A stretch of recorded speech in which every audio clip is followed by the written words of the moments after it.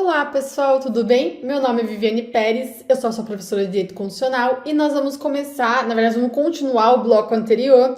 Nós estávamos vendo administração pública, então nós vimos o artigo 37 da Constituição e nós vimos os princípios da administração pública. Na aula anterior, eu comecei a falar da investidura do cargo público, falei do até 2 anos e agora nós vamos começar essa aula, com esse bloco dessa aula, com questões, pessoal. A gente vai dar uma olhadinha em questões pra gente treinar o que a gente viu no bloco anterior, ok? Vamos dar uma olhadinha, então, em algumas questões, porque essa parte despenca nos concursos, então você tem que saber, ok? Vamos dar uma olhadinha? Olha lá. Essa questão é uma questão bem tradicional dos concursos, né? E ela fala o seguinte: o prazo de validade do concurso público, de acordo com a Constituição Federal, será de até, e aqui ela te ajuda, porque ela já te dá o até. O examinador não foi maldoso, ele não tirou o até, ele já deixou o até aqui. Então, será de até, e dela traz 1 ano, nada a ver, né? A gente sabe que não é. 2 anos, 2 anos é. Mas e aí? Prorrogável uma vez por mais 1 ano? Não. Não. C, 2 anos, prorrogável mais uma vez por igual período. Exato. A letra C é a alternativa correta, pessoal. O tempo de concurso, o tempo de validade do concurso é de 2 anos, desculpa, pessoal. Será de até 2 anos, prorrogável uma vez por igual período, ok? Fechou? E aí, mais uma questãozinha, olha lá. Prevê a Constituição Federal, em seu artigo 37, que a administração pública direta e indireta de qualquer dos poderes da União, dos Estados, do Distrito Federal e dos municípios obedecerá aos princípios. Ele pediu somente os princípios, pessoal. Você tinha que saber o quê? Você tinha que saber o nosso famoso LIMP. Se você lembrasse do LIMP, você acertava. Olha a letra A. Legalidade, impessoalidade, moralidade, publicidade e eficiência. Olha que lindo! Dava para encaixar limpo em alguma das outras alternativas? Não. Olha para a segunda. Competência, motivação, nada a ver. A C, contraditório, ampla defesa, também não. A D, rege relações internacionais, nada a ver. E a E, livre iniciativa e valores sociais. Não dava para encaixar limp, certo? Então era fácil se você estudou e decorou o limp. Perfeito? Terceira questãozinha, pessoal, olha lá. Prevê o artigo 37 da Constituição Federal, de forma expressa, que a administração pública direta e indireta de qualquer dos poderes da União, dos Estados, do Distrito Federal e dos municípios obedecerá aos princípios da legalidade, impessoalidade, moralidade, publicidade e eficiência. Novamente o LIMP. O LIMP, olha a letra B. Eficiência. E já falei para vocês, tomem cuidado em pegar Constituição não atualizada, porque aí você vai ter lá sem o E, tá? Porque o E foi acrescentado depois, não na Constituição de 88.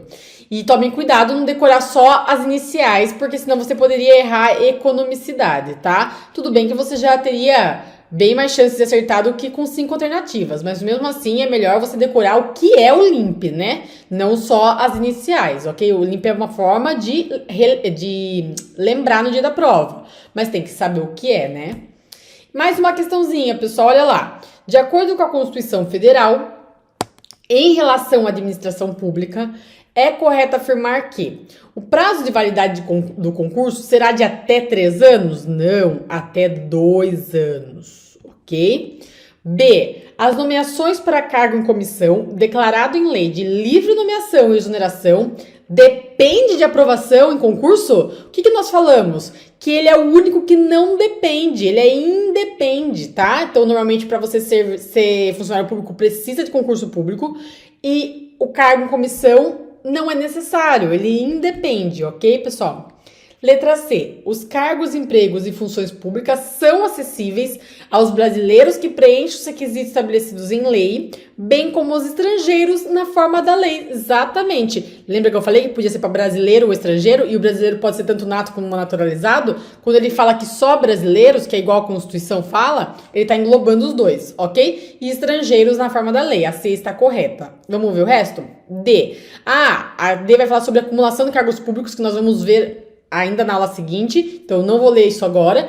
Letra E. A lei reservará percentual de cargos e empregos públicos para negros, pardos ou indígenas. Também nós vamos ver ainda, e não é isso, ok? É só para pessoas com deficiência, ok, pessoal?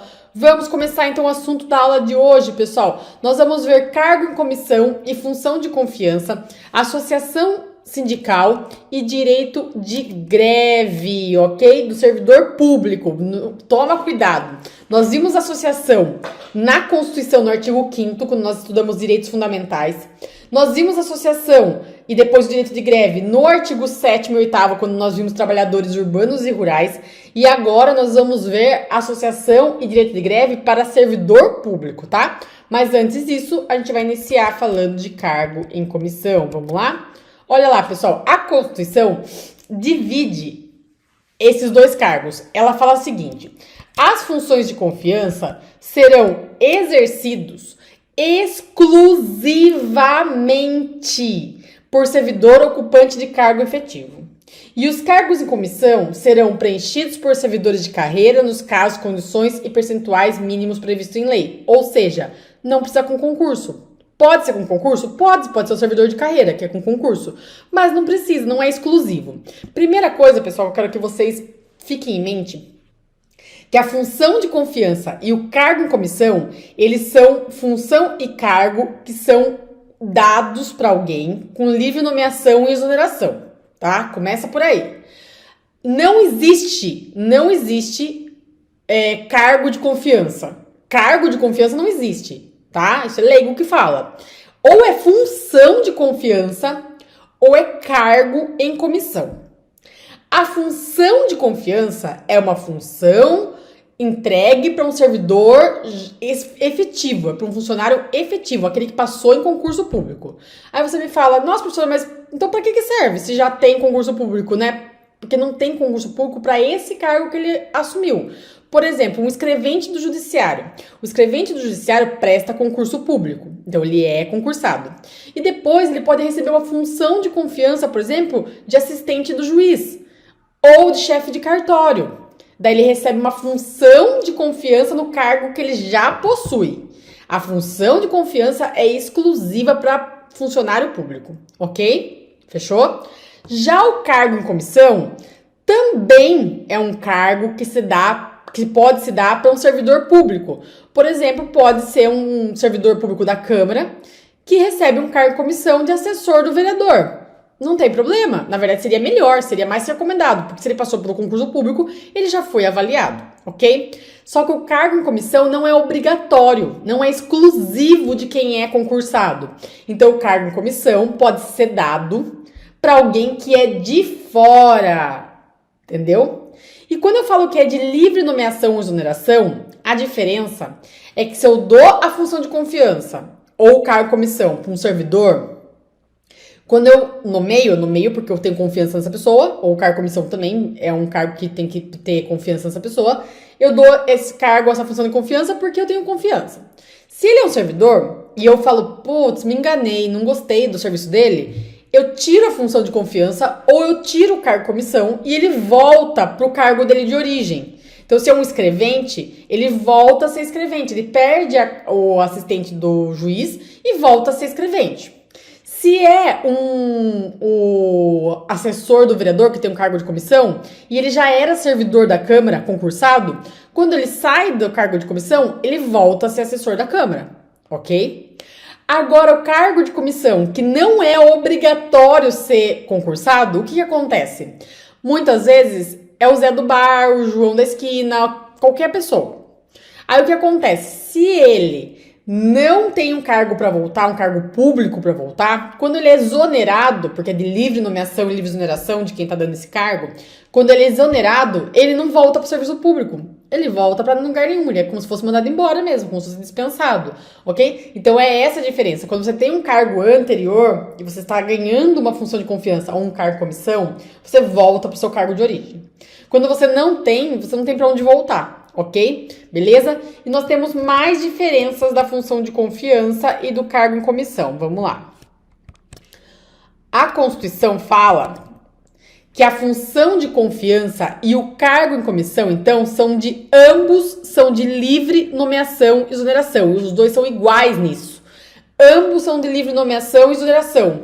E ambos destinam-se apenas às atribuições de direção, chefia e assessoramento. Ou seja, eles só são cargos que eles não podem ser para cargos meios, que a gente chama.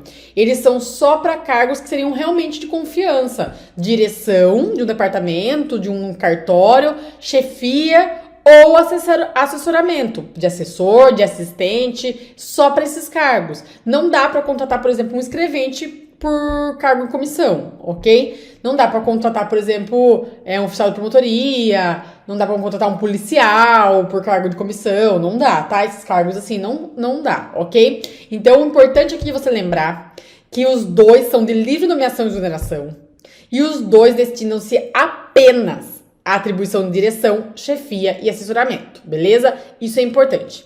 Essas são a semelhança dos dois, são os que eles têm em comum.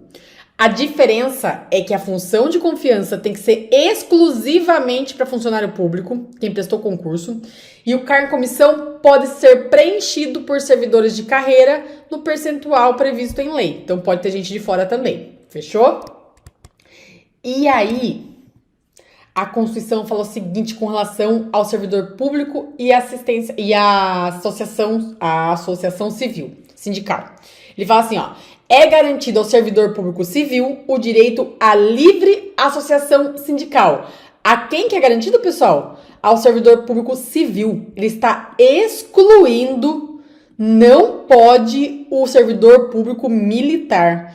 Então, nem o militar da Polícia Militar pode ter associação sindical, pode ser sindicato, e nem o militar das Forças Armadas. Então, ele está excluindo os militares.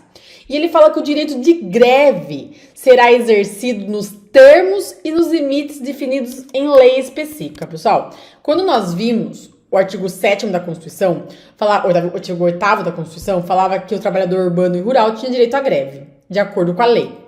E a lei deles é a CLT, eles têm essa lei de greve. Nós, servidores públicos, a Constituição fala que nós também temos o direito de greve, claro, servidor público civil, militar não, mas nós temos direito de greve, só que nos termos e nos limites da lei, definidos em lei específica ainda.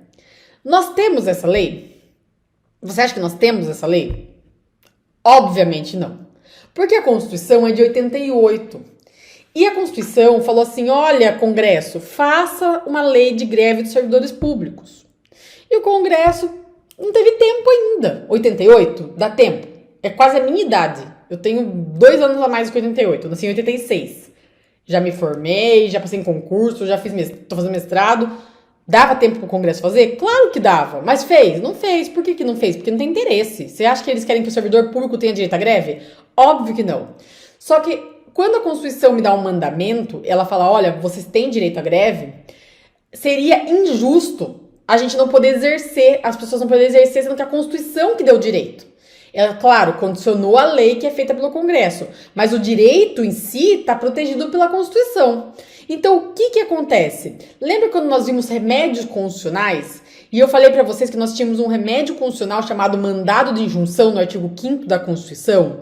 O mandado de injunção, ele resolve exatamente isso aqui, quando falta norma regulamentadora. Qual norma regulamentadora está faltando aqui? Uma lei específica que preveja o direito de greve. Então, o que acontece nesse caso aqui? Eu, servidor público, quando eu quiser fazer greve, eu vou ter que entrar com mandado de injunção na justiça, no judiciário, e o judiciário vai me dar o direito de greve. Vai falar, olha, utilize a lei do particular, do privado. O juiz vai ver o que ele vai fazer, mas ele não pode me retirar o direito de greve. Isso ele tem que me fornecer. Fechou? Então, se cair na prova qual remédio constitucional é usado nesse caso, é o mandado de injunção. Claro, para perguntar qual remédio constitucional é utilizado, é mais uma prova de ensino superior, né? A de ensino médio vai falar só sobre o direito de greve, que é um direito garantido ao servidor público. Fechou? Beleza, pessoal. E aí, o artigo 5º, 71, então, artigo 5º, inciso 71, eu trouxe aqui para vocês depois darem olhada no material. ele fala do mandado de injunção, que nós já vimos na aula de remédios constitucionais, ok? Era só para relembrar. E aqui, pessoal, que nós acabamos de ver na questão, e a Constituição nos fala: a lei reservará percentual dos cargos e empregos públicos para as pessoas portadoras de deficiência e definirá os critérios de admissão. Aqui nós temos alguns detalhes. A Constituição é de 88. Então, ela utiliza a palavra portadores de deficiência, que era a palavra que estava sendo usada em 88. Depois que nós tivemos um tratado internacional que fala com relação à pessoa com deficiência, e esse tratado entrou no Brasil como o Estatuto da Pessoa com Deficiência, no Estatuto, que é de 2015, ele fala que não se fala pessoa portadora de deficiência, fala pessoa com deficiência. Esse é o termo correto atual. Mas isso só vai cair na prova quando tiver a prova de a lei do estatuto, o Estatuto da Pessoa com Deficiência, estiver constando no edital como lei específica. Ou como atualidades, às vezes cai. Agora, em constitucional, não vai ser discutido isso. Então, quando você olhar na sua questão portador de deficiência, você vai falar, tá ok. Aqui em constitucional tá ok, porque tá Ctrl+C, Ctrl+V da Constituição. Não vai se discutir isso. Não há chapéu em ovo, porque concurseiro adora chapéu em ovo. Não vamos para esse lado. O que é importante aqui, pessoal? Que a lei reservará percentual dos cargos e empregos públicos para as pessoas portadoras de deficiência e definirá os critérios de admissão. O importante aqui, não preciso saber percentual. Percentual vai ser trazido pela lei. Eu preciso saber que a Constituição me prevê uma cota para concurso público, para cargos e empregos públicos para pessoa portadora de deficiência. Essa é a primeira coisa que eu preciso saber para a prova. A segunda é que a Constituição não prevê mais nenhum tipo de cota. Não há previsão constitucional para negros ou qualquer raça ou etnia, ok? Não há. Aí você vai me falar, professora, então todos os concursos que abrem edital com a cota para negros, outras raças e etnias, pardos e assim por diante, esse edital é inconstitucional? E eu vou te falar que o STJ e o STF já tem decisões falando que não. Por que não, pessoal? Porque a Constituição garante direitos mínimos. Então, a Constituição proteger a pessoa portadora de deficiência e falar que terá que existir cota nos concursos para essas pessoas é o direito mínimo. Não pode existir concurso sem essas cotas, porque se existir esse concurso, esse edital é inconstitucional. Se retirar essas cotas de pessoa portadora de deficiência. Agora, os editais aumentarem as cotas por causa que justificado, né? Claro, cotas justificadas. Por causa da história, por causa de vários critérios, ok. Não tem problema. Fundamentando, você pode aumentar direitos, você não pode diminuí-los, ok? Fechou? Então tá tranquilo essa parte. E aí a Constituição fala que a lei estabelecerá os casos de contratação por tempo determinado, para atender a necessidade temporária de excepcional interesse público. Pessoal, esse daqui é outro caso de não concurso público. Não vai ter concurso público para esse caso. E aí você vai me falar, nossa, professora, mas você falou que só tinha o cargo em comissão, que a regra é o concurso público e a exceção é o cargo em comissão. Exatamente. É que esse aqui é mais exceção ainda. Por que esse aqui é mais exceção ainda, pessoal? Porque esse daqui precisa ser por tempo determinado, então você vai ficar naquele cargo por tempo determinado e precisa de um critério ou outro. Necessidade temporária de excepcional... O critério outro não. Precisa de necessidade temporária de excepcional interesse público e daí vai ser contratado por tempo determinado. Como que funciona, pessoal? Vamos dizer que vem uma pandemia. Você acredita que pode vir uma pandemia no país? A gente não acreditava um tempo atrás, né? Mas veio uma pandemia. E o que acontece? Não dava tempo, né? Foi do nada, em março, quer dizer, tem gente que falava que já previa, mas não vamos entrar em discussão assim. O importante é, em março, do nada, pum, pandemia no Brasil. E nós não tínhamos médicos e enfermeiros suficientes nos hospitais, porque no dia a dia normal, era aqueles médicos e enfermeiros concursados que passaram no concurso, hospital público. Aí, o poder público precisou contratar médicos e enfermeiros. Só que esses médicos e enfermeiros foram contratados por a necessidade temporária de excepcional interesse público, que foi a pandemia. E por tempo determinado, porque não pode se contratar sem concurso para ficar estável, ok? Daí o que aconteceu, pessoal? Acabou a pandemia, muita gente ficou falando assim, Nossa, mas aquela enfermeira que serviu na pandemia agora foi jogada fora, foi demitida. O médico que serviu na pandemia foi demitido. Então, mas eles não foram demitidos, eles foram contratados por tempo determinado. Eles podem agora prestar o concurso, mas não dá pra ficar, tá? Não dá pra se prorrogar isso pra sempre. Por quê? Porque pra entrar na administração pública, pra não ter, para não violar o princípio da impessoalidade, eu preciso prestar concurso público, a não ser os cargos em comissão ou esse cargo aqui por tempo determinado, esse caso por tempo determinado. Acabou o contrato, ok? Beleza, pessoal? É isso que eu tinha para falar para vocês hoje. Deixa eu voltar eu aqui. É isso. E na próxima aula, no próximo bloco, a gente continua e vamos avançar em administração pública. Como eu já disse, todos os editais quase caem. Artigo 5º e administração pública, olha, muito difícil não vir, né? Então, fique esperto, vai estudando e vai fazendo questões, ok, pessoal? Até daqui a pouco, ou até mais tarde, ou até amanhã, até o dia que você for assistir essa aula, assista logo, né? Porque daí a gente já vai matando o conteúdo, ok? Até mais, pessoal. Tchau, tchau.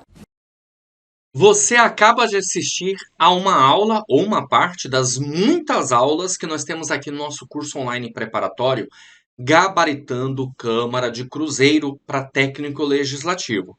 Bom, e se você chegou até aqui é porque gostou, não é verdade? Então continua, porque eu tenho um recado importante para te passar. Nós aqui do Vencendo Concursos montamos o curso online preparatório Gabaritando Câmara de Cruzeiro. Eu quero aproveitar e mostrar para você todas as vantagens que você vai ter ao adquirir o nosso curso preparatório. Olha só, pessoal, ao adquirir o curso, você recebe no seu e-mail os dados de acesso imediatamente, tá? Então você já tem acesso imediato ao curso. Acesso ilimitado, poderá assistir às aulas quantas vezes você quiser, sem limitação de visualizações. E o curso fica válido para você durante um ano. Olha que maravilha. Você terá no curso teoria e questões comentadas, centenas de questões comentadas pelos nossos professores, o que vai fazer uma diferença muito grande na sua preparação. Além disso, material em PDF das aulas. Então, nós disponibilizamos os slides dos professores no formato em PDF para você baixar e servir como um material de apoio. Além de tudo isso, curso online preparatório, aulas em vídeo, que é o nosso foco aqui, tá? Você também terá direito à apostila, é isso mesmo. Olha só, gente, são apostilas separadas por matérias, todos os assuntos do edital, com teoria e questões comentadas. Então, você tem um curso online, aulas em vídeo, mais material escrito, material em PDF, que é a apostila nossa, para que você possa ler. É um casamento perfeito, eu costumo dizer. Os vídeos mais o material em PDF, tá bom? Da apostila. Além disso, cadernos de questões, que são questões gabaritadas. Milhares de questões para você treinar, separadas por matéria, certo? Então, olha só o que você vai ter aqui no nosso curso online preparatório. O curso online com aulas em vídeo, mais apostilas das matérias, mais cadernos de questões, tudo separado por matéria, tá? Valor normal do curso, 12 vezes de R$ 39,65 ou R$ 397 reais à vista. Mas calma, você não vai pagar por isso. Esse valor, você vai pagar apenas R$ 19,65 ou R$ 197 reais à vista, tá? Para você adquirir o curso online preparatório e mudar de vida mesmo, fazer parte da elite da aprovação. Para você adquirir o curso, você vai fazer o seguinte: abaixo do vídeo, na barra de descrição ou na barra de comentários, vai ter um link. Você vai clicar nesse link e vai ser redirecionado para a página do curso. Lá encontrará todas as informações necessárias, ok? Aí vai ter um botãozinho lá de comprar no meio, você vai clicar nesse botão, vai preencher seus dados, escolher a forma de pagamento e pronto.